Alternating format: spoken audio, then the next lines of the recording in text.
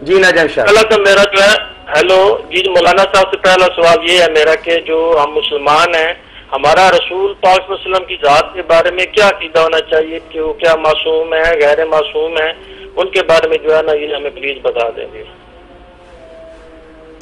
یعنی ایک مسلمان کا اپنے پیغمبر صلی اللہ علیہ وسلم کے متعلق نظریہ جو ہے اور ایمان کس نوعیت کا ہونا چاہیے، اس کی ذرا وضاحت چاہ رہے ہیں بھائی۔ ناجن صاحب بہت اچھی بات آپ نے دریافت کی ہے۔ اس بارے میں ہمیں جذباتی ہونے کی بجائے حقائق کو تسلیم کرنا چاہیے، جو کچھ قرآن مجید میں بیان ہوا، رسول کریم علیہ السلام کی حدیث میں۔ ہم اپنی طرف سے ایک بات بنا رہے نا کہ یہ ہے یہ، تو پھر اس کے خلاف بات سنیں تو ناراض ہوتے ہیں، ایسی بات نہیں۔ قرآن مجید میں ایک تو آپ دیکھتے ہیں کہ یہ معصوم کا لفظ نہیں آیا، نہ قرآن میں ہے، نہ رسول کریم علیہ السلام نے ان معنوں میں استعمال کیا۔ یہ ہم نے علماء نے یہ تجویز کیا کہ معصوم ہوتے ہیں انبیاء علیہ السلام یا عصمت انبیاء، یہ قرآن و حدیث کے الفاظ نہیں ہیں۔ اب یہ بات کیا، قرآن کیا کہتا ہے؟ قرآن سے یہ پتہ چلتا ہے، اور عقل کی بھی بات ہے کہ وحی کی تبلیغ، یعنی اللہ کا کلام جو کچھ اللہ کے رسول پر نازل ہوتا ہے اور وہ امت تک پہنچاتا ہے،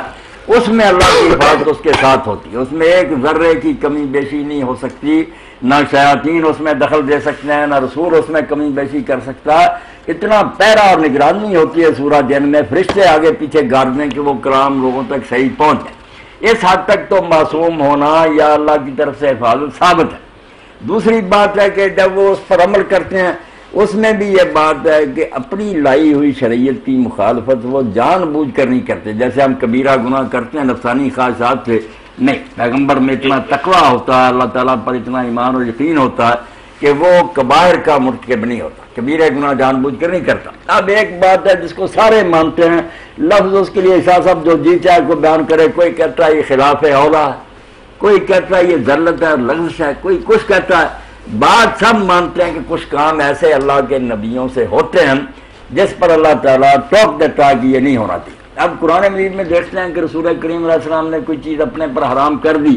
اللہ کہہ رہا یا نبی لما تحرم ما احل اللہ لک، اے نبی تو نے کیوں حرام کی چیز جو اللہ نے حلال کی ہے؟ اسی طرح سورہ توبہ میں کہتا ہے عفا اللہ عنک لما اذنت لهم،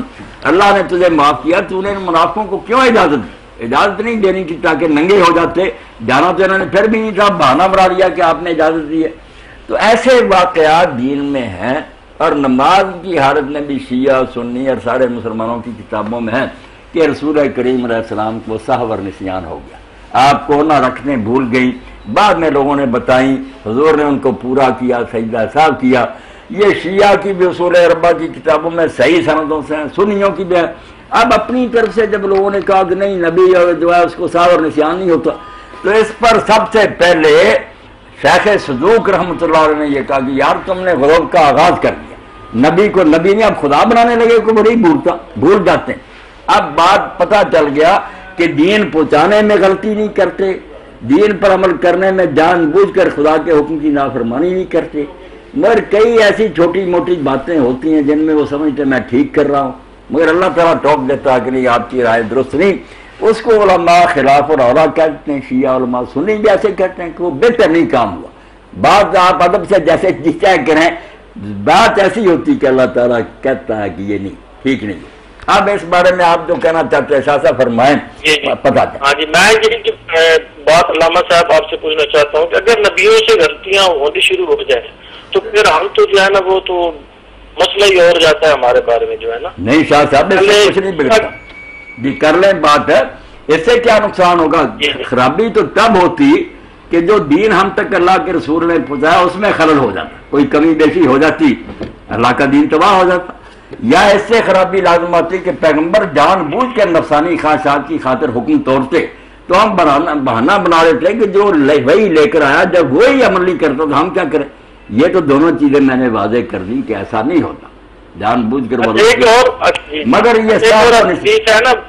اب شاہ صاحب آپ دیکھ رہے ہیں کہ سہو و نسیان تو قرآن و سنت میں بڑا ہوا کہ آدم علیہ السلام فنا سے اللہ نے حکم دیا، بھول گئے، کھا لیا، اللہ ٹوکتا کہ نافرمانی کی ہے تم نے، عصا آدم ربہ فغوی۔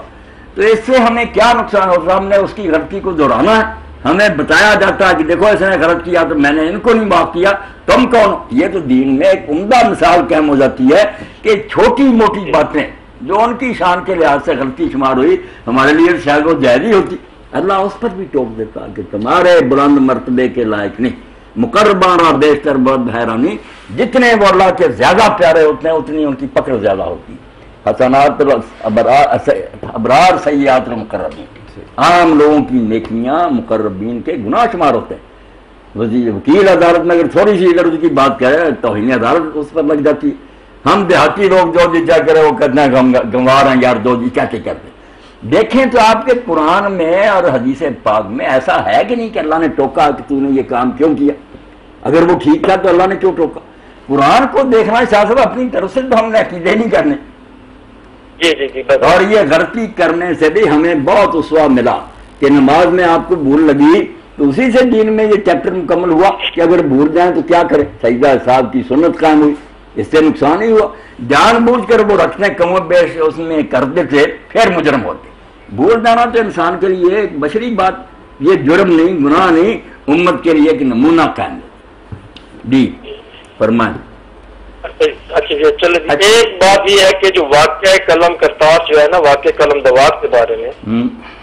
اس کے بارے میں جو آپ ہمیں جو ہے نا مہربانی کی کر کے تفصیل بتائیں۔ نہیں شاہ کرم و کرتاس کا واقعہ تو مشہور ہے، آپ ذرا اس کے بارے میں آپ بتائیں نا کہ آپ کے ذہن میں کیا سوال؟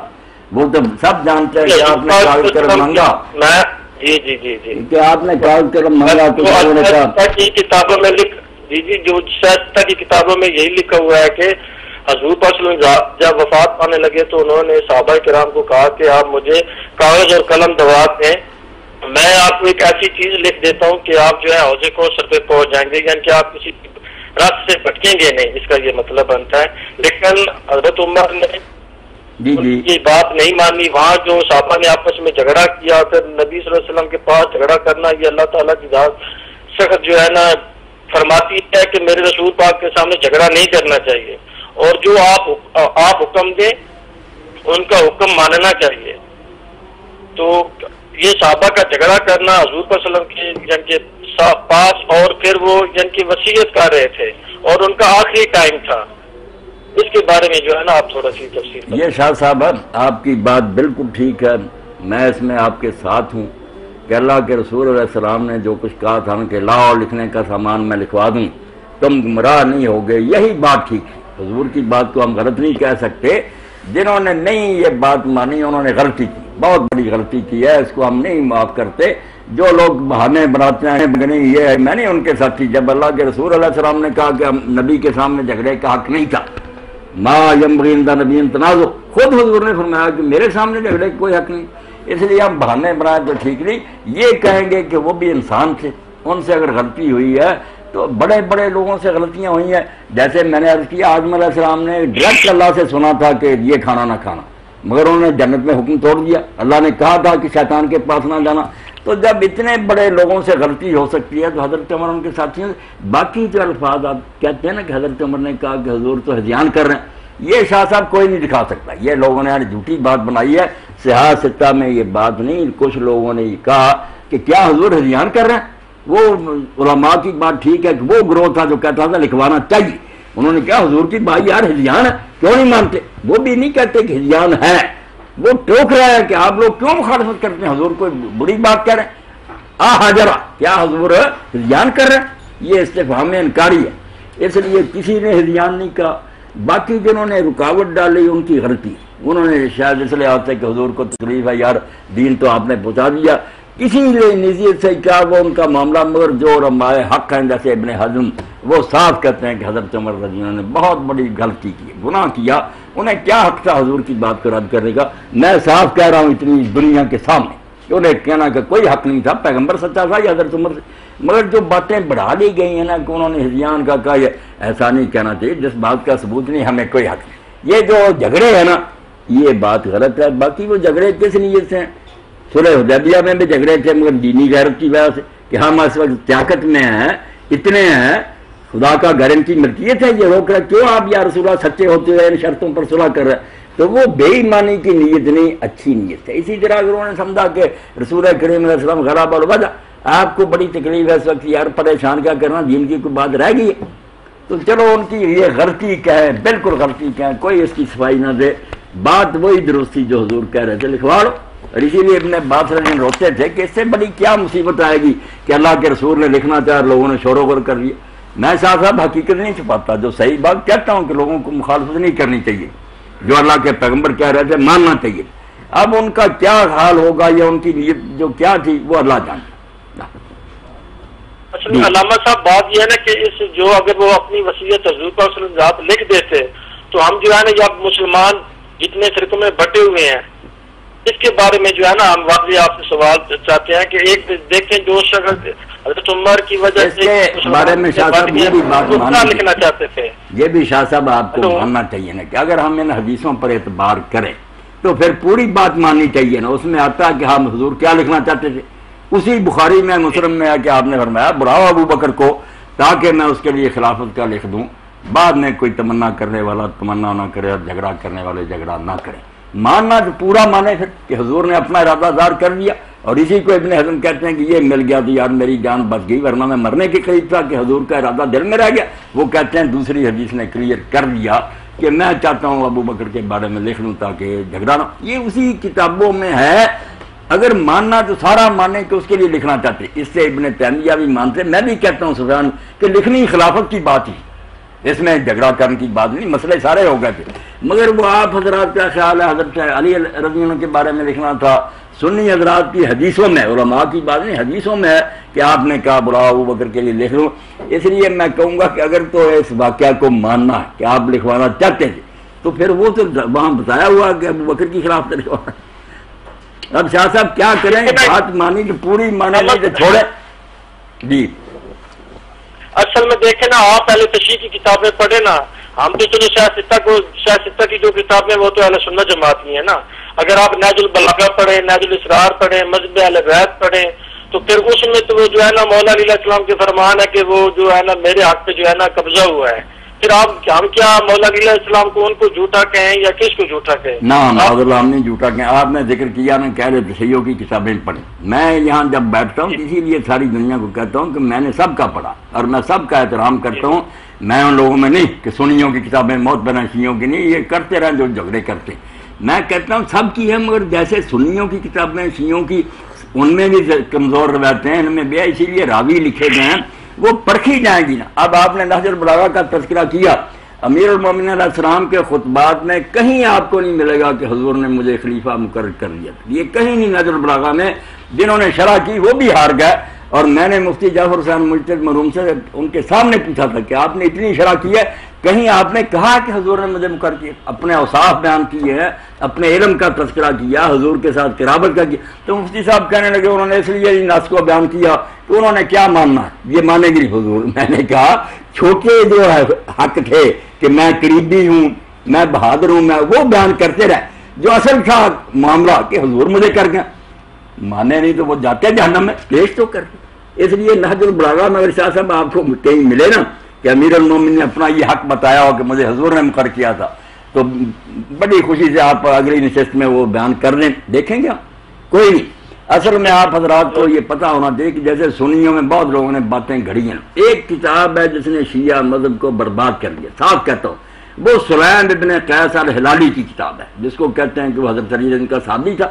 جب حجاج وغیرہ نے پکڑنا شروع کیا چھپ گیا اور جا کے ایک شخص ابان کے پاس چھپا رہا ساری زندگی، اور مرنے کے وقت کہنے لگا یار میرے پاس ایک امانت چلے گی، وہ کتاب دے گیا، پتہ نہیں اس نے دی ہے یا نہیں، ابان نے۔ اب ابان کے بارے میں آپ علامہ خوئی کی موج مرساری دیکھ لے راوی، یہ جھوٹے راوی، سارا فساد اس ابان نے ڈالا ہے کہ اپنی طرف سے ایک کتاب کر کر سلیم کے نام لگا دی، یا سلیم جھوٹ بول گیا۔ اس کے علاوہ دنیا میں یہ ظلم کہیں نہیں ہے، یا جتنی باتیں نا آپ کتابیں نکلوا کر ثابت کریں شیعہ علماء اپنی کتابوں سے کہ یہ راوی سچا ابان جس نے یہ کتاب پھیلائی، سارے ظلم کے انہوں نے یہ کیا، حضور کے بعد یہ کیا، تو خدا کے لیے شیعہ حضرات بھی توبہ کر لیں، یہ ظلم ان کے کوئی نہیں دیکھے، نہ سنی یہ اپنی طرف سے باتیں کریں، یہ بھی موقع پر نہیں تھی، جو بات دلیل سے ثابت ہوتی ہے اس کو لے لیں۔ میں نے یہ کاغذ قلم کے بارے میں صاف کہہ دیا نا کہ حضرت عمر علی نے جو کچھ کیا غلط، ابن حزم جیسے کہتے ہیں کہ انہوں نے بہت بڑی خطا کی ہے، انہیں کیا حق تھا، حضور لکھوانا چاہتے لکھوانے دیتے۔ جو بات صحیح ہوگی شاہ صاحب میں وہ کہہ دوں گا، مجھے کسی کا ڈر نہیں، نہ میں پرواہ کر دوں، مگر بات کو بڑھانا بننا چاہیے اپنی حد سے، جتنی ہے اتنی رکھے۔ علامہ صاحب بات یہ ہے نا، آپ دیکھیں نا کہ جو مشہور اس وقت صحابی تھے، حضرت سلمان فارسی، حضرت ابو ذر غفاری، حضرت بلال، حضرت عمار بن یاسر، حضرت ابو ایوب انصاری، حضرت مقداد اور حضرت شعیب، حضرت علی علیہ السلام، یہ جو ہے نا اس میٹنگ میں شامل نہیں تھے جس وقت یہ شکیفہ جو ہے نا وہ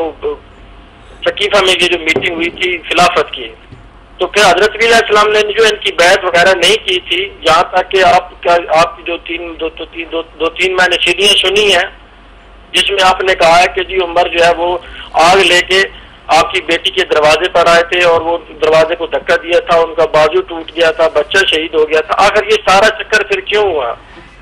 یہ شاہ صاحب آپ نے اچھا کیا، میری بات کو دنیا میں بہت شیعہ حضرات نے بگاڑا، سنی میرے خلاف فتویٰ آپ تیار کر رہے ہیں، حالانکہ میں نے جب یہ بات بیان کی اس کا سیاق اور تھا، میں نے یہ نہیں کہا تھا کیسا ہوا، نہ میں اس کا قائل ہوں، اگر ہوا ہوتا سلیم بن قیس جس کا میں دیکھا اس کی جھوٹی کتاب کے علاوہ یہ باتیں ہوتی تو میں حضرت عمر کیوں کہتا، میں آپ سے پہلے بڑھ کر اس کو برا بلا کہتا، یہ سارے قصے کہ دروازہ توڑا گیا، آگ لگائی گئی پیٹ پر، یہ جعلی لوگوں کی روایت ہے، شیعوں کی بھی میں نے دیکھ لی، ان کے بھی کوئی اس کے معتبر راوی نہیں، بنائی ہوئی بات ہے، ایسا کوئی قصہ نہیں ہوا۔ اور جو میٹنگ کی آپ بات کریں، میٹنگ تو کسی نے بلائی نہیں، حضرت ابوبکر عمر نے کوئی کٹ کیا ہوتا خلافت کے لیے تو ضرور ان کو بھی بلاتے، ہنگامی حالات ایسے پیدا ہو گئے کہ لوگ سارے حضور کے کفن دفن میں لگے ہوئے تھے، آپ وہاں سقیفہ بنی ساعدہ میں انصار جمع تھے، کوئی وہ بھی سازش نہیں تھی، وہ سردار سے حضرت صاحب مدینے والے اکٹھے تھے کہ حضور کا انتقال ہو گیا، صدمے سے بیٹھے تھے، وہاں یہ بات چھڑ گئی اور چھڑنی فطری تھی کہ حضور کے بعد اب کیا انتظام ہوگا، اور شاید کوئی منافق بھی گھس گیا ہو کہ خانہ جنگی کرا دیں، وہاں بات چل گئی کہ مدینے والوں سے زیادہ حق کس کا ہے، ان کا شاعر ہے، انہوں نے حضور کا ساتھ باتیں بھی ٹھیک تھی، سعد بن عبادہ سے زیادہ قابل کون ہے، اس کے حق میں ہوگا۔ حضرت ابوبکر عمر نے کوئی میٹنگ نہیں بلائی، انہیں تو خبر ملی کہ وہاں یہ اکٹھ ہے، انہوں نے پہلے کہا بھی یہ شاہ صاحب روایتیں دیکھ لیں کہ یا کام کر یار ہم حضور کے کفن دفن میں مشغول ہیں، کیا تو آوازیں دیتا، اس نے کہا نکل آؤ، کفن دفن سے پہلے خانہ جنگی ہو جائے گی، جب گئے تو گرما گرمی تھی، وہ لوگ کہہ رہے تھے اگر ہماری خلاف نہ مانے شہر سے نکالو، انہیں جنگ برپا ہو جائے گی، بڑی مشکل سے قابو پایا، اور حضرت عمر خود کہتے ہیں کہ جو ابو بکر کی بیعت کی طرح بیعت کرے کہ مشورانہ مسلمان اس کی گردن اڑا دو، وہ ہم حضرت عمر کہتے ہیں حالات ایسے بن گئے کہ اگر ہم وہاں طے کر کے نہ اٹھتے جنگ برپا ہوگی، وہ انصار اپنے جگہ جم گئے تھے، وہ آپ ساری تقریر پڑھیں اس کو ماحول میں دیکھیں، پتہ چلے گا کہ وہاں آگ لگ گئی تھی، یہ بیچارے کیا کرتے، میٹنگ نہیں بلائی، کوئی انہوں نے اکٹھ نہیں کیا، یہ تو وہاں اطلاع ملنے پر پہنچے، اور حضرت امیر المومنین کے بارے میں جو نا کہ ان کو پکڑ کر لے گئے گلے میں رسا، وہ سب شاہ صاحب میرے علم میں نے اس تقریر میں صرف وہاں شیعہ سنی بریلوی سارے جمع تھے، اب اہل حدیث اور دوسرے بھی اس کو غلط رنگ دے رہے ہیں، میں نے کب کہا یہ باتیں ٹھیک ہے، صرف میں نے وہاں یہ سمجھانے کے لیے ناظم حلقہ نے کٹ کیا تھا، وہاں اگر میں کہتا یہ باتیں غلط ہیں، شیعہ کہتے یہ صلح کے لیے بنایا ہماری باتوں غلط، وہاں یہی صرف سمجھانا تھا کہ شیعوں کو بھی برا نہ کرو، نہ انہیں قتل کرو، انہوں نے بیچاروں نے جو سنی ہے نا سچی ہے یہ جھوٹی وہ یہ ہیں باتیں ان کی طرف سے بیان کی تھی، اور کہا تھا کہ جن بیچاروں نے بچپن سے یہ سنی اور کتابوں میں پڑھتے آتے وہ لعنت نہ کرے تو اور کیا، یہ بات تھی ان کی طرف سے، سنیوں کو کہا کہ تم نے سنا کہ انہوں نے بڑا انصاف کیا، حضور کی سے محبت کی ہے، یہ ان کی تعریف نہ کرے تو اور کیا، یہ سارے حلقوں کو ٹھنڈا کرنے کے لیے کہ مار کٹائی اور مناظروں سے کیا بنے گا، جو کسی نے سنا اس پر لگا، اس کو اپنا اپنا رنگ صاحب نے دے دیا، شیعوں نے کہا کہ مولوی صاحب نے ہماری حمایت کر دی کہ یہ ظلم ہوئے تھے، حالانکہ میں یہ ظلم مانتا تو حضرت عمر کو معذرت، حضرت عمر کو کہتا پھر لعنت نہ کرتا، اور اہل حدیثوں نے بنا دیا کہ مولوی صاحب خود کہتا کہ یہ ظلم ہو، نہیں، وہ نہ میری طرف سے نکلی، وہ شیعہ حضرات کا عذر ہے کہ وہ بیچارے بھی معذور ہیں، صحیح غلط کا فیصلہ ہوتا رہے گا، جو سنا ہے میں نے تو وہاں کہا کہ اگر سنی بھی مان لے کہ ایک حیثیت بھی اس میں سچ ہے تو وہ چھوڑے نہیں صحابہ کو، اور کیا کرے، مسئلہ تو صرف یہ ہے کہ 1400 سال کی باتیں ہیں، راوی طرح طرح کے ہیں، جھوٹ سارے گروہ مانتے ہیں، کتابوں میں بھرا گیا ہے، اب ان کی بنا پر کیا فیصلہ کیا جائے کہ ان کی بات سچی ہے یا نہیں سچی، میں نے صرف خون خرابہ روکا کہ جس بات کو صحیح سمجھے وہ اپنی جگہ مانے، جس کو سمجھ آئی ظلم کی ہے وہ برا کیا، دوسرا سمجھ نہیں ظلم کی محبت، مگر آپس میں جو مشترکہ کام ہے نا ہندوؤں یہودیوں عیسائیوں کے مقابلے میں، اس کے لیے خدا کے لیے سارے کٹے، اس کا اصل تو ہے یہ موضوع، مگر لوگ اپنے اپنے رنگ میں اس کو پیش کریں۔ اب شاہ صاحب بتائے نا، میں نہیں کہتا کیسے ظلم ہوئے ہیں، نہ کسی نے حضرت امیر کو کھینچا. مطلب وہ کتابوں میں تو لکھے ہوئے نا، ایک کتاب میں نہیں، یہ تو بہت سی کتابوں میں یہ کسی نہیں، وہ نقل در نہ کرے نا شاہ صاحب. ایک بات ہے بخاری نے لکھی وہ بے شک پھر 1000 کتاب میں نہ کرو، وہ 1000 نہیں بن جاتی. اس کا سورس جو ہے نا، منبع جہاں سے شروع ایک ہے. یہ باتیں ہیں جو آپ لکھ رہے ہیں، کتابہ نے لکھی ہے، دوسرے تبری نے، کسی نے صرف اتنا ہی لکھا کہ دھمکی دی آگ لگا دیں گے، کسی نے کہا دروازے گرائے. اب دیکھنا تو شاہ صاحب یہ آپ بھی کوشش کریں، اپنے شیعہ دوستوں کا میرا سلام پہنچائیں کہ وہ اپنی کتابوں سے نکال دیں کوئی صحیح سند کہ یہ چیز ہوئی ہے. پھر میں کہوں گا یہ ٹھیک ہے، یہ بیچارے اپنی جانب کرتے رہے. مگر جب ان کے پاس بھی کوئی صحیح سند نہیں تو خدا سے ڈرنا چاہیے کہ یہ اگر ان کو لعنت کرنا ہے اور وہ انہوں نے ظلم نہ کیا ہو، ان کا انجام کیا ہوگا. اس لیے آپ تحقیق کریں. میں یہ نہیں کہتا غلط ہے، یہ نہیں، کتابیں نکالیں، اس میں راوی دیکھ رہے ہیں، اگر صحیح راوی ملیں تو انشاءاللہ اگلی نشست میں آپ پہنچائیں. میں غور کروں، اگر وہ صحیح ہوں گے دلیری سے کہہ دوں گا کہ یہ باتیں ان کی ٹھیک ہیں. بھائی آپ آرام سے بیٹھیں. ایک علامہ صاحب ایک حدیث ہے جو وہ مسلم میں بھی ہے اور آپ کی سیاستہ کی کتابوں میں کافی ہے، یہ 12 جانشینوں والی، کہ حضور صلی اللہ علیہ وسلم نے فرمایا کہ میرے بعد جو ہے نا وہ قریش سے 12 جانشین ہوں گے. ان کے بارے میں آپ جو ہے نا مہربانی کر کے آپ جو ہے نا یہ جانشین جو ہے 12 میں جو ہے نا ان کے نام بتا دیں. بالکل شاہ صاحب، اہل سنت کی کتابوں میں یہ آتا کہ میرے بعد 12 خلیفے ہوں گے، کہیں آتا 12 امیر ہوں گے. یہ سارے لفظات قریش میں ہوں گے. لوگوں نے اس کے بعد پوچھا کہ پھر کیا ہوگا. یہ نہیں شیعہ حضرات بیان کرتے، یہ تو کہتے ہیں امام آخر تک چلے گا، امام کے بغیر تو دنیا تباہ ہو جائے گی، حجت آخر میں فوت ہوگا پہلے. مگر اس میں تو لکھا ہوا کہ اس کے بعد بھی دنیا چلتی رہی. تو آپ نے فرمایا پھر اس کے بعد خون خرابہ تباہی. تو یہ اگر اماموں والا سلسلہ ہوتا نا 12 والا، تو یہ 12 تو رہیں گے، آخری امام آخر تک رہے گا. پھر وہ وقت کون سا ہوگا کہ اس کے بعد کیا ہوگا، یہ کیوں کہنا تھا، اور خون خرابہ کیوں کہنا تھا. یہ 12 جو ہے کون ہے، اہل سنت میں بھی اس بات بہت جھگڑا. مگر صحیح بات جو انہوں نے کہی وہ یہی ہے جو ابن تیمیہ ابن کثیر، کہ یہ 12 بالترتیب نہیں ہوں گے، مختلف وقتوں میں ہوں گے. کچھ ہو چکے ہیں، ہوں گے عادل متقیر پرہیزگار ہوں گے. میں یہ علماء نہیں نہ جیسے ائمہ طاہرین میں سے باقی ہیں، امیر ہوں گے جیسے امیر المومنین کہ حکومت ان کے ہاتھ میں ہوگی. یہ حاکموں کی بات آپ نے کی ہے، وہ یہ بھی نہیں کہا کہ نیک ہوں گے، حدیث میں نہیں، مگر کئی علماء کا خیال ہے کہ نیکوں کی بات ہے جو قیامت تک پورے ہو جائیں گے. اور کچھ کہتے ہیں کہ نہیں نیک بات سب گئے. صرف آپ نے بتایا کہ 12 جب تک ہوں گے اس وقت مسلمانوں کا کام ٹھیک ٹھاک چلے گا. ان کے بعد آپس میں خون خرابہ. اور واقعی شاہ صاحب تاریخ بتاتی ہے یزید ہے، معاویہ، جو بھی برے ہوں گے، مگر کام مسلمانوں کا سچ رہا کہ دنیا پر رعب رہا. جب بنی امیہ نے اپنے ایک حاکم کو قتل کر دیا، ولید کو، شراب پیتا تھا، بدکاریاں کرتا دیا، اس کے خلاف اس کو قتل کیا، بس ان کا بھی تختہ اٹھ گیا اور مسلمانوں کا رعب بھی ختم. عباسی اپنی جگہ منشر، بنی امیہ اسپین میں چلے گئے. تو 12 کی حدیث میں نیکوں کا ذکر نہیں، امیروں کا ذکر ہے کہ وہ حاکم ہوں گے، بدماش ہی ہوں بے شک، مگر ٹائم بتایا کہ 12 حکومتیں آنے تک مسلمانوں کا غلبہ رہے گا، دنیا پر رعب رہے گا. یہ ایک الگ بات ہے. اس میں ان خلیفوں کی بھی کوئی نہیں تعریف. جیسے شیعہ حضرات کیا دیتے ہیں کہ فلاں کتاب میں لکھا یزید ہے، تو ابن تیمیہ اور دوسرے کہتے ہیں کہ تھا، کہ ہم کب کہتے ہیں وہ بالحق تھا، نیک تھا، مگر ایک شخص بعد نماز پڑھا رہا ہے تو امام صلاۃ تو ہے بے شک بدماش ہے. یہ ایک تاریخی حقیقت ہے کہ انہوں نے حکومت کی ہے. برے تھے تو ہم تم سے بڑھ کر کہتے ہیں کہ یہ برے تھے،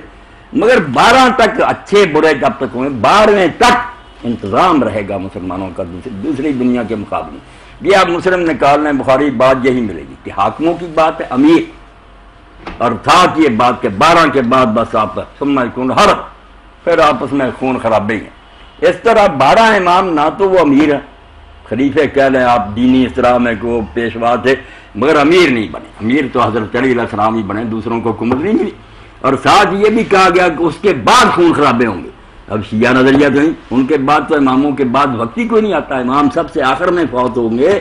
ساری باقی دنیا پہلے فوت ہوگی. اس لیے حدیث پاک کی تحریف نہیں کرنی چاہیے، اس کو اسی طرح ماننا چاہیے. اس میں اگر یزید کا کسی نے ذکر کیا تو جو واقعہ ہوا یہ ٹھیک ہے، اس نے نامراض نے حکومت کی ہے. اب یہ کوئی نہیں کہتا سنی، کسی نے جس نے نام لکھا اس نے کب کہا کہ وہ حاضر تھا، مفتی تھا، وہ تو لعنت بیچتے ہیں، فاسق فاجر تھا. اب شیعہ حضرات جو خلیفوں میں اس کو بھی شمار کریے، وہ خلیفہ اگر اس وقت کوئی پریزیڈنٹ ہے ہم اس پر لعنت بھی بھیجنا، وہ تو ہے تو صحیح طرح. ہاں شاہ صاحب فرمائے نا جو کہنا. جی لیکن دیکھیں نا ایک حدیث میں یہ بھی آتا ہے نا کہ آپ نے فرمایا کہ آپ نے میرے جو خلیفہ ہوں گے ان کی سنت پہ عمل کرنا ہے. یعنی کہ یہ جو خلیفہ کی سنت ہوگی یہ واجب ہوگی۔ اب آپ یہ بتائیں کہ حضور صلی اللہ علیہ وسلم کی ذات یہ جو حدیث بیان کر رہے ہیں ان کے بارے میں تو پھر ہم جو یزید باتیں کہہ رہا ہے یا معاویہ باتیں کہہ رہا ہے تو ہم ان کو وہ تو ہم پہ ماننا جو ہے وہ تو فرض ہے، پھر ہم کیا کریں گے؟ شیعہ حضرات جو ہیں وہ تو 12 خلیفوں کے قائل ہیں اور ان کے تو آپ کو نام بھی پتہ ہوں گے، اور آخری جو امام مہدی علیہ السلام ان کے بارے میں یہ آپ کو پتہ ہوگا۔ نہیں وہ سارا یہ حدیث ہے 12 میرے بعد 12 خلفاء ہوں گے، یہ آپ مہربانی کر کے جو ہے نا اس کے بارے میں تفصیل سے جو ہے میں نے وہ ساری بات بیان کری۔ یہ جو ہے نا کہ میری سنت پر عمل کرنا لازم ہے، میرے خلفاء راشدین المہدیین کی سنت پر عمل کرنا، یہ روایت ہے الگ۔ وہ 12 جو امیروں کی تھی وہ الگ تھی۔ اب شاہ صاحب سارے لوگ مانتے ہیں سنی کہ حضرت حسن علیہ السلام کے حکومت چھوڑنے کے بعد جو لوگ ہیں نہ یہ خلفاء راشدین نہ ان کی کوئی سنت ہے، نہ کوئی فقیہ اس کا حوالہ دیتا ہے کہ حضرت معاویہ نے یہ فیصلہ کیا یا فلاں نے، کوئی نہیں مانتا۔ پہلوں کو مانتے کہ خلفاء راشدین۔ اب ان کا بھی یہ نہیں کہ خلفاء راشدین شاہ صاحب کوئی نیا دین نکالیں گے۔ بعض لوگ جو یہ تشریح کرتے ہیں نا سنی اور اہل حدیث غلط کہتے ہیں، کسی خلیفے کو حق نہیں دین نکالے۔ صرف بات کیا کہ سنت حضور کی ہے، مگر اس کے بارے میں یہ جاننے کے لیے یہ سنت محکمہ جاری ہے یا منسوخہ کہ حضور کے دور تک تھی بند ہے۔ اگر چاروں خلیفے جن کے دور میں اس سنت پر عمل نہیں ہوا، کتابوں سے ملتا کہ حضور کے دور میں تھی، بعد میں نہیں، حتیٰ کہ امیر المومنین علیہ السلام، تو اس کو سمجھا جاتا کہ اس سے پتہ چل گیا کہ یہ سنت منسوخ ہو چکی ہے، ورنہ خلافت راستہ میں ایسا نہ ہوتا کہ سرے سے کالعدم ہو جاتا۔ تو سنت خلفاء راشدین الگ نہیں، سنت نبی علیہ السلام کے ساتھ بریکٹ میں ہے کہ جو حضور کی بھی سنت ہوگی اور بعد میں خلفاء کی بھی سنت ہوگی وہ پکی ہوگی، وہ محکم ہوگی۔ یہ مطلب جو ہے پلے باندھنے سارے سنی وغیرہ، ورنہ کوئی ابو بکر عمر عثمان اپنی طرف سے نہیں نکال سکتے، نکالیں گے تو ہم نہیں مانیں گے، ان کو کیا حق ہے دین میں۔ جو سنت پیغمبر کی ہے اور جاری ہے خلافت راشدہ میں وہ پتہ چل جاتا ہے کہ سنت محکمہ یہ قائم ہے، جو نہ چلے منسوخ ہونے کی نشانی پتہ چل جاتا کہ چاروں خلیفے گزر گئے کسی نے عمل نہیں کیا۔ اب بتائیں شاہ صاحب۔ یہ جو دوسرے خلیفہ ہیں حضرت عمر، ان کا جو ہے عام حدیث میں وہ شاہ کی جو حدیث ہے بہت جگہ جو ہے نا انہوں نے جو ہے نا رسول پاک صلی اللہ علیہ وسلم کی جو ہے نا مخالفت کی ہے۔ مثلا صلح حدیبیہ میں دیکھ لیں، یہ واقعہ قلم دواب دیکھ لیں، اور یہ جنگ صفین کا دیکھ لیں،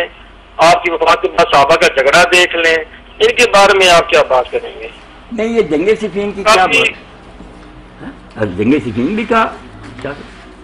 نہیں، جنگ صفین میں تو حضرت عمر رضی اللہ عنہ تھے ہی نہیں، صلح حدیبیہ پر صلح حدیبیہ ٹھیک ہے، قلم کا واقعہ ہاں یہ صلح آپ سے، اور واقعہ قلم کرتاس ہے، وہ دو ہی ہو گیا نا، ایک قصہ ہو گیا صلح حدیبیہ کا، ایک انہوں نے جو رسول پاک صلی اللہ علیہ وسلم کی ذات کی جو ہے نا جو مخالفت کی ہے نا، میں نے وہ بات کہی تھی کہ ان کی باتیں نہیں مانی۔ جو بات تھی نا صلح حدیبیہ کی، وہ تو آپ نے دیکھا کہ ہر شخص جانتا کہ حضرت عمر نے دینی غیرت کا مظاہرہ کیا۔ وہ جڑ رہے تھے کہ یہ کفار ہے مکہ سے ہمیں روکنے والے، جن کو ہم نے اتنی شکستیں دی، اللہ کے رسول آپ سچے ہیں، نبی ہیں، کیوں ان سے یہ دب کر صلح کر دی؟ حضور اپنی جائے حکمت کو جانتے تھے، بعد میں حضرت عمر کو بھی سمجھ آ گئی کہ ٹھیک کیا تھا آپ نے۔ وہ تو ناراضگی خود حضور کی محبت کی وجہ سے تھی کہ آپ نبی ہوتے کیوں جھک رہے ہیں، کوئی بے ادبی نہیں تھی۔ ایسی باتیں جو ہیں اور جذبے سے کی، جو کاغذ قلم کی بات ہے وہ ٹھیک ہے۔ میں نے صاحب بتایا کہ ابن حزم کہتے ہیں یہ حضرت عمر کا بہت بڑا قصور ہے، بڑی غلطی ہے، انہیں روکنا نہیں چاہیے تھا۔ اس میں ہم بہانے نہیں بنائیں گے، جو رسول علیہ السلام کرنا چاہتے ہیں وہی ٹھیک ہے، مگر اس سے کوئی کفر تو لازم نہیں آتا، آدمی سے بڑی بڑی غلطیاں ہو جاتی ہیں۔ آپ آدم علیہ السلام کی طرف ہی رخ کریں کہ اللہ سے سنا تھا، جنت میں تھے، پھر حکم توڑ دیا، واسا آدم ربا، کیا بے ایمان ہو گیا وہ انسان، غصے میں آ جاتا۔ تو انہوں نے کہا حضور کو کیوں تکلیف دینی ہے؟ اس میں ہم زیادہ بحث کیا کریں، جو حق کی بات تھی کہ انہیں یہ نہیں کرنا چاہیے تھا۔ میں نے ایک بڑے عالم کے حوالے سے بتا دیا کہ حق وہی تھا جو حضور چاہتے تھے، لکھا جاتا۔ مگر میں نے آپ کو پہلے ہی بتایا کہ انہی حدیثوں میں کہ آپ حضرت ابوبکر کا لکھنا چاہتے تھے، آپ نے کہا بلاؤ اس کو، میں اس کے لیے لکھ دوں تاکہ کوئی جھگڑا نہ کرے۔ اس لیے ماننی ہے، یہ سیاقی حدیث ہیں تو پھر مانے کہ لکھنے کا ارادہ حضرت ابوبکر کے لیے، اور اگر نہیں مانتی تو سارے کسے کو جھوٹا کہیں کہ کوئی کاغذ قلم نہیں مانگا تھا۔ ایک طرف لگنا چاہیے نا، یہ تو نہیں کہ ایک ٹکڑا لے لیا اور باقی چھوڑ دیا۔ جی ہم تو جو ہے نا، ہم تو کہتے ہیں نا اہل تشیع حضرات تو کہتے ہیں نا کہ سیاست کی جو کتاب آپ جو ہے نا شاہ صاحب نہ شیعہ حضرات کی بات کریں، آپ جو کہتے ہیں نا شیعہ حضرات کو ایسا نہ کہیں، وہ بھی میرے بھائی ہیں، وہ بھی اپنی بات کریں، میں بھی کروں، آپ بھی کریں، یہ شیعہ حضرات کا حوالہ دینے کی ضرورت ہے۔ جو بھی سمجھنا چاہتا ہے ان کی جو بات صحیح ہوگی کہیں گے، درست کیوں نہیں مانی۔ اچھا، ایک علامہ صاحب سوال یہ ہے کہ ایک انسان کا قتل جو ہے وہ پوری انسانیت کا قتل ہے، یہ جو یہ قانون کی یہ ہر انسان پہ جو ہے نا لاگو ہے، ایک انسان کا قتل یہ کا قتل ہے۔ اور یہ جو جنگ جمل ہوئی ہے، جنگ سفین ہوئی ہے، اس میں جو ہے تقریباً 70,000 کسی کتاب میں 70,000 لکھا ہوا ہے، کسی کتاب میں 1 لاکھ جو ہے نا لکھا ہوا ہے کہ صحابہ جو ہے وہ مارے گئے ہیں۔ آپ یہ بتائیں کہ اتنے صحابہ شہید ہوئے ہیں، قتل ہوئے ہیں، کیا ان کا خون جو ہے وہ اللہ تعالیٰ کی ذات انصاف نہیں کرے گی؟ نجم شاہ صاحب، یہ جو ہے نا کہ اتنے قتل ہوئے، کوئی 17,000 ہی صرف کہتا ہے، کوئی لاکھ آپ کہتے ہیں، کوئی کون گنتی کرتا رہا تھا۔ بہرحال قتل و غارت تو بہت ہوئی، جنگ جو تھی جمل بھی، صفین بھی، نارون بہت مارے گئے، کوئی شک نہیں۔ آپ نے جیسے فرمایا ایک ہی مارا جاتا پھر بھی بڑی بری بات، مگر مسئلہ تو یہ ہے کہ مارنے والے کیوں مار رہے تھے، مرنے والے کیوں مر رہے تھے، یہ فیصلہ نیت کا عالم الغیب و شہادہ کر سکتا ہے۔ ہم کیا کہہ سکتے ہیں کہ کیوں مارے جا رہے؟ اب ام المومنین حضرت زبیر اس لیے رنجیدہ تھے کہ مدینہ تو رسول میں رسول اللہ کا داماد اس طرح ظلم سے مارا گیا اور قاتلوں سے کوئی بدلہ نہیں لیا جا سکا۔ وہ اس غم میں بیچارے مدہوش ہو گئے، حواس ان کے ختم ہو گئے کہ مدینہ میں اور حضور کا داماد اور اس عمر میں اس طرح ظلم سے مارا گیا۔ اس غصے میں وہ چل پڑے کہ بدلہ لینا چاہیے۔ اب ہم کہتے ہیں، انصاف کہتا ہوں کہ ان کو بصرہ جانے کا کوئی حق نہیں تھا، وہاں کیا کرنا تھا؟ امیر المومنین تو مدینہ میں تھے، وہاں جا کر مطالبہ کرتے۔ اور اگر یہ خود ہی قصاص لینا چاہتے تھے تو مسعود DSC اتنا بڑا کٹڑ وہ بھی کہتا کہ یہ ظلم تھا، رعایا کو کیا حق ہے کہ وہ خود ہی انتقام لیتی ہے، اس طرح تو انارکی پھیل جائے گی۔ تو بہرحال ان کے قدم کو کوئی صحیح نہیں سمجھا، بات سچی جو کہہ دینی ہے، مگر اس سے یہ بھی نہیں لازم تھا کہ ایمان گیا، وہ حالات ایسے پیدا ہوتے۔ اب آپ قرآن کی طرف شاہ صاحب آئے کہ موسیٰ علیہ السلام نے داڑھی نہیں پکڑی ہارون علیہ السلام، سر کے بال نہیں پکڑ کر کھینچے، وہ پیغمبر ہے برابر کا، 3 سال بڑا عمر ہے، مگر موسیٰ علیہ السلام اس خیال سے کہ میرے بعد اس نے نگرانی نہیں کیا، قوم تباہ ہو گئی، بچڑے کی پوجا وقتی طور پر رنج میں آ گیا۔ اب کس کو آپ کافر کہیں گے؟ موسیٰ علیہ السلام کو کہیں گے؟ کس کو؟ آپ بشروں کو بشر سمجھ کر ہی بات کریں کہ ایسے حالات پیدا ہو جاتے ہیں، آپ کا کوئی قریبی مارا جائے ظلم و ستم سے اور آپ غصے سے بے قابو ہو جائیں کہ کیا ہو رہا ہے، ہمارے اس خاندان کے آدمی کا کوئی نوٹس ہی نہیں لیا، قتل کرنے والے کو وزیر بن گیا، کو حالات تو ایسے ہی پیدا ہوئے۔ اب امیر المومنین پر بھی شبہ بڑھ گیا کہ مالک اشتر کو گورنر بنا دیا، محمد بن ابی بکر کو، لوگوں کو موقع مل گیا کہ اگر ان کا دخل نہیں تھا ان کو کیا بنایا۔ حالات ایسے پیدا ہوا کہ عام لوگ جو تھے ان کی عقل نے جواب دے دیا کہ علی نے قاتلوں کو کیوں ساتھ رکھا، ادھر ویسے اتنے چوٹی کے لوگ طلحہ اور زبیر، حضرت عمر مومن جیسے، تو ان حالات کو دیکھتے پتہ چلتا ہے کہ جو کچھ اس وقت ہو رہا تھا اس میں سب معذور تھے۔ اپنی عام پبلک کیا کرتی، لوگوں کو کوئی سمجھ نہیں آ رہی تھا کہ حضرت عثمان کے ساتھ یہ کیا ہوا، ادھر بڑا ہے ادھر خلیفہ ہے۔ تو ان مشکل حالات میں ہم بھی ہوتے تو شاہ صاحب پتہ نہیں ہماری عقل کیا کرتی۔ اتنے بندے قتل ہوئے ہیں، مارے گئے، اگر اللہ تعالیٰ کی ذات جو انصاف تو کرے گی نا، ان کے نہیں قتل شاہ صاحب، میں یہ سوال کر رہا ہوں آپ سے کہ یہ قتل اللہ نے کہا نا میں یقتل المؤمن متعمدا، جان بوجھ کر کے اس مسلمان کو مارنا ہی ہے میں نے، وہ قتل کرے تو گناہ وہ ہوتا ہے، ورنہ ہم قصاص میں بھی قتل کرتے ہیں، مرتد ہو جائے اس کو قتل کرتے ہیں، شادی شدہ زانی کو قتل کرتے ہیں، وہ حق پر ہوتا۔ اس لیے اگر کوئی شخص کہتا ہے کہ ان ظالموں سے ہم بدلہ لینے کی کر رہے ہیں تو ان کو اس نیت کا ثواب بھی مل سکتا، یہ تو فیصلہ خدا کرے گا نا کہ انہوں نے یہ کام کس نیت سے کیا، یہ قتل نہیں۔ ایک سیدھی میں آپ نے فرمایا تھا کہ ایک عورت تھی، اس نے جو ہے نا بلی کو باندھ دیا تھا اور اس کو دودھ وغیرہ نہیں دیا تھا، وہ مر گئی تھی، ٹھیک ہے نا، اور حضور صلی اللہ علیہ وسلم کی ذات نے وہ خواب میں دیکھا تھا کہ آپ نے بتایا تھا کہ وہ بلی جو ہے عورت کو نوچ رہی تھی۔ اللہ تعالیٰ کی ذات اتنی رحمان و رحیم ہے کہ ایک بلی جو ہے اس کو اس نے کھانا نہیں دیا تو وہ عورت کو ہمیشہ نوچتی رہے گی، اور یہ جو 60-70,000 صحابہ شہید ہوئے کہ اللہ تعالیٰ کی ذات ان کے بارے میں جو انصاف نہیں کرے گی؟ نہیں، بالکل انصاف کرے گی، اللہ عادل و رحیم ہے، مگر دیکھے گا نا اللہ تعالیٰ کہ وہ بلی مارنے والی نے کیا ظلم کیا کہ نہ چھوڑا کہ وہ بیچاری کوئی کھاتی پیتی، نہ اس کو ہلاک ہی کیا، چیخ چیخ کر سوکھ سوکھ کر مر گئی، اب اللہ نے اس کو سزا ہی دینی۔ اگر ان لوگوں کی نیتیں بھی ایسی ہی نکلی تو ہم کو شاہ صاحب پریشان ہونے کی کیا ضرورت، عادل خدا جانتا پکڑ لے گا، میں کب کہتا ہوں نہیں پکڑے گا، اور اگر اس نے سمجھا کہ یہ بیچارے معذور تھے، اس وجہ سے پریشان تھے، اس رنج میں انہوں نے قدم اٹھایا، تو اللہ تعالیٰ وہ غلطی بھی معاف کرے گا۔ بڑی بڑی غلطیوں کا شیعہ سنی حدیثوں میں آتا کہ جب اس بندے نے کہا میں نے تو تیرے خوف سے یہ کام کیا تھا، چلو معاف، بڑے بڑے گناہ۔ اس لیے اللہ جانتا ہے کہ کسی شخص نے کس نیت سے کام کیا، ہم یہاں بیٹھے کیا فیصلہ کریں۔ اپنے دور میں ایک واقعہ ہوتا ہے، اس کے بارے میں اخبار مختلف رپورٹیں دیتے ہیں، ٹی وی دیتے ہیں، کچھ اس بات کو سچی مان لیتا، کوئی دوسری کو۔ اپنے دور کی بات ہم نہیں سمجھ سکتے کہ اصل کیا ہے، اتنی دور کی بات۔ یہ آپ خطرے میں چھلانگ مارتے ہیں کہ 1400 سال کی کہانی ہے، ہر طرف راوی ہیں، راوی پارٹی باز ہے، کیا اس سے ہم نتیجہ نکالیں کہ ظلم ہوا یا نہیں ہوا؟ نہ کسی نے ان کو عدل کرتے دیکھا، نہ ظلم کرتے دیکھا، سنی سنائی باتیں، ان پر آپ لڑیں جھگڑے نہ، سنی شیعہ خدا کے لیے اکٹھے ہو جائے۔ رسول کو تو سارے مانتے ہیں، رسول علیہ السلام کو مان کر کفار کے مقابلہ میں ایک ہو جائے، یہی ایک نسخہ ہے۔ اگر یہ جھگڑا رہا کہ علی کو مانے، انہوں نے کہا ابو بکر کو مانے، تو پھر اللہ ہی حافظ ہے۔ اے گرفتار ہے ابو بکر علی ہوشیار بات، اقبال کیا گیا، پھنسے ہوئے ابو بکر علی میں چھوڑ، ان باتوں سے کچھ نہیں بنے گا، رسول تو ایک ہی ہے، اس سے جو ملا اس پر عمل کرو، اللہ خیر کرے گا۔ جی شاہ صاحب، ایک دوسرا سوال، یہ سوال تو بہت سارے ہو گئے ہیں کہ حضرت بکر صدیق کے جو والد تھے انہوں نے حضرت بکر صدیق کی بیعت کیوں نہیں کی؟ نہیں، یہ کہاں آپ نے پڑھا کہ اس نے ابو قحافہ نے بیعت نہیں کی؟ کہاں سے آپ نے پڑھا؟ بتائیں نا۔ یہ جو تھے حضرت ابو بکر صدیق کے والد ہے ابو قحافہ، جن کا اصل نام عثمان ہے، آپ کا عبداللہ ہے، یہ کس کتاب میں آتا ہے کہ انہوں نے آپ کی بیعت نہیں کی؟ بتائیں نا کوئی حوالہ۔ باقی یہ تو آپ جانتے ہیں شاہ صاحب کو اس زمانے میں یہ نہیں ایک مرد جا کر بیعت کرتا تھا، قبیلوں کے سردار بیعت کرتے تھے، اہل الحل وقت جب لوگ مان لیتے تھے، ساری امت مان لیتی تھی کہ ٹھیک، پارلیمنٹ صدر کو منتخب کر رہی تھی، وہ ساری امت کا ہی سمجھا جاتا ہے، انتخاب انہوں نے کر لی، ایک ایک آدمی کب بیعت کر رہا؟ نہ یہ کوئی طریقہ، یہی ہے کہ وہ مخالفت نہ کرے، کوئی مقابلے میں نہ اٹھ کھڑا ہو، سمجھا جاتا ہے کہ یہ بھی بیعت میں شامل۔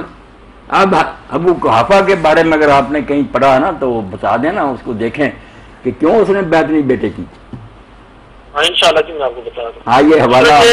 یہ نوٹ کرتے ہیں، جن چیزوں کے حوالے اگلی نشست میں انشاءاللہ پھر ملیں گے۔ بڑی خوشی ہوئی ہے، یہ چیزیں صاف ہونی تھی، طرفداری نہیں ہونی چاہیے، جو غلطی ہوئی ہے غلطی، مگر غلطی کو ہم کفر نہ بنا لے کہ وہ اسلام سے نکل گیا، غلطی بڑے بڑے گناہ ہو جاتے، زنا ہو جاتا، چوریاں ہو جاتی ہیں۔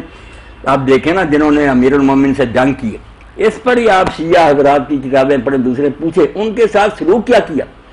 ان کے جو مرے تھے یا ان کے قیدی تھے ان کے وہ برتاؤ کیا جو مکے کے کافروں کے ساتھ حضور نے کیا؟ نہیں، ان کے جنازے پڑھے، ان کو خود دفن کیا، ان کی بیویاں جو تھیں ان کو اور ان کے خاندانوں کو میراث دی، بالکل مسلمانوں والا سلوک کیا، جنگ جمل صفین۔ اس کے بعد کیا فیصلہ چاہتے ہیں کہ خود جن کے ساتھ جنگ کی ہے انہوں نے ان کے ساتھ سیرت جو ہے مسلمانوں والی اختیار کی، ان کو مسلمان سمجھا، ان کے کلمے کا احترام کیا، باقاعدہ نماز جنازہ پڑھ کر ان کو دفن کیا، بلکہ خوارج تک کے بارے میں جو ارانیاں گالیاں دیتے تھے حضرت امیر المومنین کافر کہتے تھے، جن کو شیعہ سنی دونوں کہتے یہ تو اسلام سے نکل گئے، ان کے بارے میں آپ میرا العقول میں بہار الانوار میں دیکھیں، پوچھا کیا ہے یہ، فرمایا نہ کافر ہے نہ مشرک ہے، میرے بھائی ہے، میرے خلاف انہوں نے بغاوت کی، اخبار ہونا بغاوت ہے۔ اس لیے خدا کے لیے یہ باتیں نا اس کو ٹھنڈی کریں، آگ بڑی لگی ہے، مسلمان تباہ ہو رہے ہیں۔ اب میری اس کوشش کو سارے برا بنا رہے ہیں، کوئی میرے خلاف میٹنگیں کر رہا ہے کہ اس کو مرتد قرار دیا جائے، ایک طرف آپ لوگ ہیں جو یہ بات، میں کہتا ہوں اس آگ کو بجھاؤ، چھوڑو ان قصوں کو، قرآن کو لو، اللہ کے رسول کو لو، اور کافروں کے مقابلے میں ایک ہو جاؤ۔ دین کی جو بنیادی باتیں جس پر اگر عمل کرے تو وقت ہی نہیں ہے ان جھگڑوں کے لیے۔ 999 باتیں شیعہ سنی میں ایک ہے، نیک ہو جاؤ، اللہ کا شکر ادا کرو، نعمتوں کا حق ادا کرو، مسکینوں کے حقوق دو، وہ تو ہم کرتے کراتے نہیں، کسی میں کوئی کردار نہیں، جھگڑے ہیں کہ فلاں نے یہ کیا تھا، فلاں نے کیا تھا، تو اللہ کے پاس چلے گئے، بھوک رہے ہوں گے۔ جی علامہ صاحب، ہم جو شالت شیعہ ہیں ہم تو کسی کو کافر وغیرہ نہیں کہتے، جس نے کلمہ پڑھ لیا لا الہ الا اللہ محمد رسول اللہ وہ مسلمان ہو گیا، ٹھیک ہے نا، ہم کسی کو کافر وغیرہ نہیں کہتے، بلکہ لوگ ہمیں کافر کہتے تھے۔ الحمدللہ آپ کی جو ہم نے کیسٹیں سنی ہے، یقین کریں کہ ہمارا دل بہت خوش ہوا، اور ہم ہر نماز میں آپ کے لیے دعا کرتے ہیں، کیونکہ یہ اہل سنت بھائی ہمارے تھے۔ بالکل شاہ صاحب، میں آپ پر کوئی احسان نہیں کر رہا، اپنے دین اور ایمان کی وجہ سے ہر مجلس میں اعلانیہ کہتا ہوں کہ شیعہ کوئی کافر نہیں، جو باتیں انہوں نے سنی اس کی وجہ سے اگر کچھ لوگوں کو برا کہتے ہیں یہ کفر کوئی نہیں، آپ کہہ دیں وہ غلط باتوں پر میں صاف کہتا ہوں کافر ہونے کی دلیل بتاؤ نا. رسول کو نہیں مانتے, کتاب کو, اللہ کو نہیں مانتے, کافر کوئی نہیں. بلکہ اسی طرح بریلوی, دیوبندی, سب کا کہتا ہوں کہ کسی گروہ کو کافر نہ کرو. یہ کلمہ پڑھے ہوئے ہیں, کلمہ پڑھنے کے بعد بھی آپ مسلمان نہیں مانتے, پھر گرنتھ پڑھے, ہندوؤں کے وید پڑھیں گے تو مسلمان مانیں گے. یہ آپ کی بات ٹھیک ہے, سب مسلم ہیں, بھائی ہیں, نمازیں میں کہتا ہوں شیعہ عالم پڑھا رہا, پیچھے پڑھو. اور میرے ساتھی پڑھتے, میں خود پڑھتا ہوں کئی مرتبہ, انہیں کہا وہ میرے پیچھے آ کر پڑھتے ہیں. میری دعوت پوری دنیا ہے اسلام کو یہی, ایک ہو جاؤ, بالکل تم ایک ہو, ایک رسول کی امت ہو. جس کا دین ہے وہ تو ایک ہی ہے نا ہمارا. یہ اس کے ساتھی یا دوسرے جو سمجھتا اچھے ہیں وہ عزت کرتا ہے, جو سمجھتے نہیں بگڑ گئے تھے وہ برا کرتا. یہ بات کی باتیں ہیں. الحمدللہ رسول کریم علیہ السلام پر سب متحد. یا آخر میں شاہ صاحب ایک بات ایمان تازہ کرنے کے لیے دہرا دوں کہ بہت بڑے بزرگ ہیں اہل سنت کے,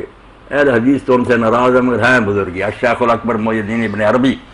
وہ لکھتے ہیں کہ میرے شہر میں ایک عالم دین تھا, میں اس سے ناراض, میں نہیں اس سے ملتا تھا کیونکہ وہ میرے مرشد, میرے پیر شیخ ابو مدین مغربی کو اچھا نہیں جانتا تھا. اب وہ خود کہتے ہیں کہ خواب میں مجھے زیارت ہوئی